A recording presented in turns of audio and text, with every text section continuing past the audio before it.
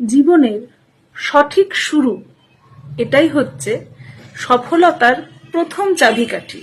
একবার একটা রাজা তার রাজ্যে ঘোষণা করেছিল যে যে কেউ এই গরুটাকে যদি তার নিজের কাঁধে তুলে নিয়ে আসতে পারে তাহলে তাকে আমি যথেষ্ট মূল্য দেব।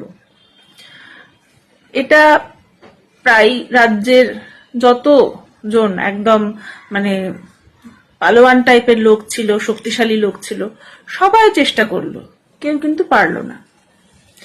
এরপরে একটা সাধারণ ছেলে, সাধারণ বলতে যে আর কি কুস্তি করে না, নর্মাল যেরকম চেহারার মানুষ, সেরকম একটি ছেলে রাজার কাছে এসে বলল, রাজামশাই আপনি আমাকে 2 বছরের সময় দিন, আমি আপনার গরুটাকে কাঁধে করে নিয়ে আসব।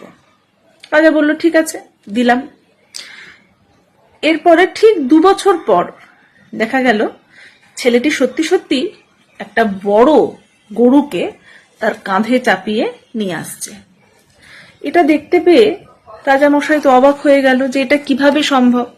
রাজার রাজ্যে যারা যারা পালোয়ান ছিল তারাও হতবাক হয়ে গেল যে এই ছেলেটি কি করে এই অসম্ভব কাজকে সম্ভব করলো।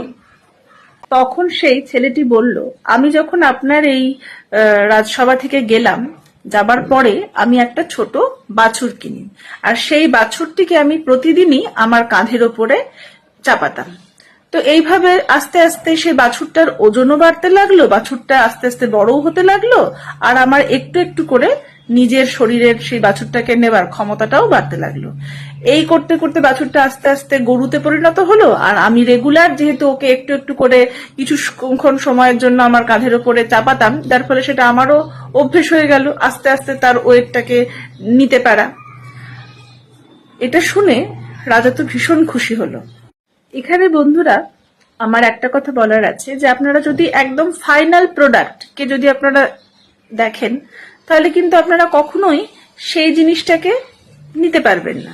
অর্থাৎ আপনি দেখছেন যে জিনিসটা কত সুন্দর হয়ে গেল, কি সুন্দরভাবে এই জিনিসটা করে ফেললো, আমি কেন পারছি না, এটা যদি ভাবেন তাহলে সেটা কোনোদিনই সম্ভব হবে না।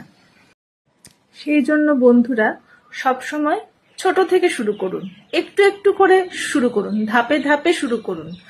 দেখবেন নিশ্চয়ই যেটা চাইছেন একদিন সেই জায়গাতে পৌঁছতে পারবেন। সেই জন্য বলছে সঠিক শুরু কিন্তু আমাদের অর্ধেক সফলতা পথ। অর্থাৎ আমরা যদি কি করব সেটা বুঝে নিয়ে তার একদম স্টার্টিং থেকে শুরু করি, তাহলে কিন্তু আমরা ধাপে ধাপে সেই কাজে সফলতা পেতে পারবো।